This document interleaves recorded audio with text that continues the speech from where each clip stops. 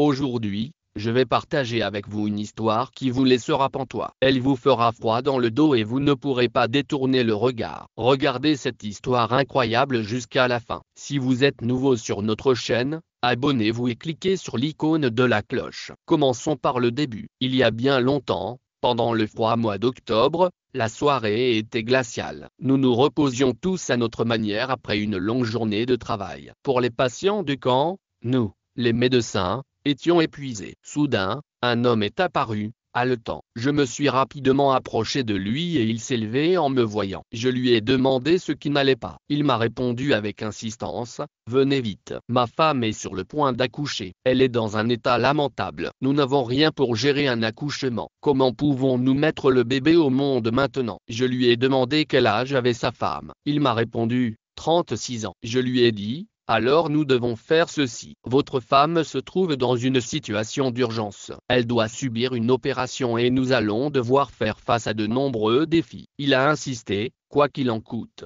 Nous devons y aller. Malgré la fatigue, je me suis mis en route avec une autre femme médecin, en suivant l'homme qui ouvrait la voie. Nous avions emporté quelques objets de première nécessité. Nous avions l'impression que sa femme était dans un état critique, peut-être au bord de la mort. À notre arrivée, nous avons trouvé la femme de l'homme. La femme de l'homme se tenait près de la porte. Elle semblait en parfaite santé et a demandé à son mari où il était passé. À notre arrivée, elle nous a dit, « Dieu merci, vous êtes là. L'état est très grave. Allez vite la voir. » Nous étions perplexes. Qui est Maya? L'homme nous a dit que Maya était notre vache. Il nous a conduits à un endroit proche et nous a dit, « Maya, notre vache, va mettre bas. » C'est pourquoi il s'est empressé de nous appeler. J'étais frustré, mais j'ai gardé mon calme. L'affection qu'ils portaient à leur vache m'a laissé sans voix. Ils avaient un amour et une attention profond pour cet animal, qu'ils traitaient comme leur propre enfant. La femme de l'homme n'arrêtait pas de dire, « Donne-lui de l'eau,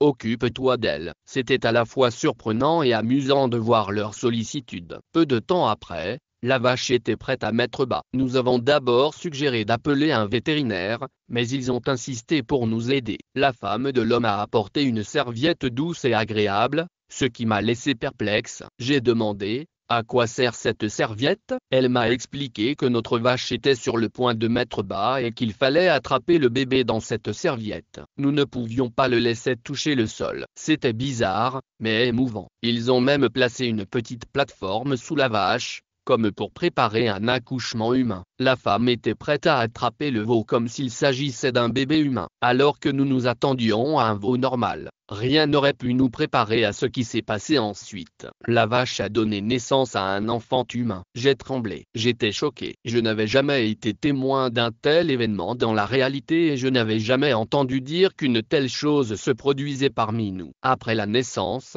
les médecins, y compris moi-même, étaient stupéfaits. L'homme et sa femme semblaient étrangement préparés à cet événement. Nous n'avons cessé de vérifier s'il s'agissait bien d'un enfant humain, et c'était effectivement le cas. La femme de l'homme a ensuite pris le bébé avec précaution et m'a dit de le vacciner et d'en prendre soin pour éviter les maladies à l'avenir. Ensuite, un autre médecin et moi-même les avons suivis à l'intérieur. J'étais stupéfait. J'avais l'impression que quelqu'un avait placé un enfant humain à l'intérieur de la vache au préalable, mais il n'y avait aucune trace d'incision sur la vache qui aurait pu le confirmer. La vache s'est soudain mise à se débattre, son état s'aggravant rapidement. L'homme a fondu en larmes en disant, « Je suis ruiné, ma vie est détruite. Que vais-je devenir maintenant ?» J'ai essayé de le consoler, comprenant son attachement à la vache, mais troublé par son émotion intense. Il a clarifié sa pensée, « Je ne pleure pas la vache, qui était vieille et devait mourir. Je suis dévasté par mon propre sort à cause de cet enfant. Je deviens fou pendant ce moment chaotique. »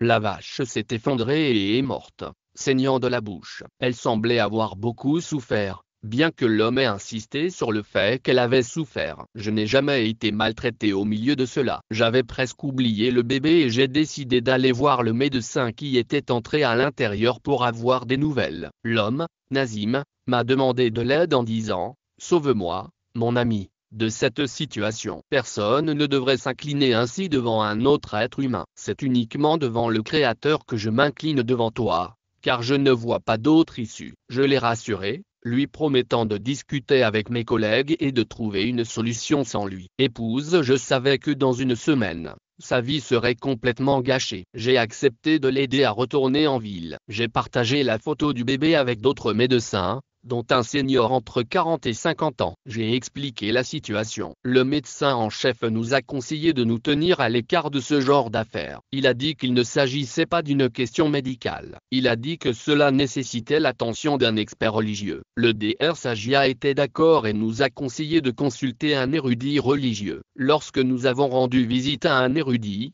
il a été étonné par notre histoire. Il n'avait jamais entendu parler d'un tel incident et a insisté sur la nécessité d'aider l'homme, qui était musulman. Il nous a montré l'objet donné par Nazim. L'érudit a été encore plus surpris et a décidé de nous accompagner jusqu'à la maison de Nazim, qui était assez éloignée. Malgré la distance, nous sommes arrivés après plusieurs heures et avons trouvé une foule chez lui. J'ai d'abord été alarmé, mais il s'est avéré qu'il faisait l'éloge de la femme de Nazim, qui avait tout orchestré selon son plan. La femme de Nazim présentait l'enfant né de la vache avec un sourire particulier, le traitant plus comme un jouet que comme un objet d'affection maternelle. L'érudit a demandé à s'entretenir en privé avec Nazim et, au bout d'un certain temps, ce dernier est apparu, demandant à tout le monde d'arrêter la mascarade et d'attendre à l'extérieur. Pour un vrai spectacle, il a promis de se montrer plus tard, en attendant dehors. Sagia et moi avons discuté des événements surréalistes jusqu'à ce que Nazim nous rappelle à l'intérieur. À l'intérieur,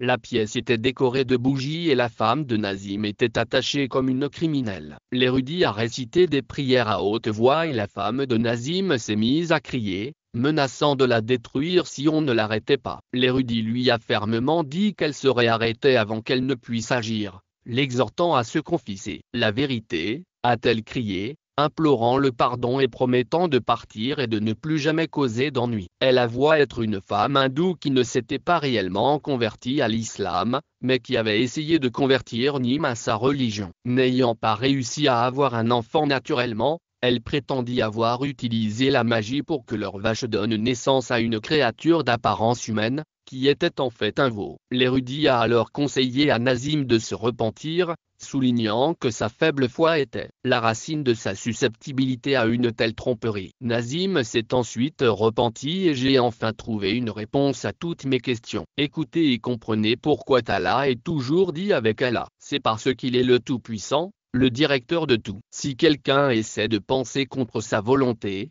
sa foi s'affaiblira, ce qui entraînera des circonstances malheureuses. C'est pourquoi il ne faut jamais le mécroire. C'est tout pour la vidéo d'aujourd'hui. Restez en bonne santé.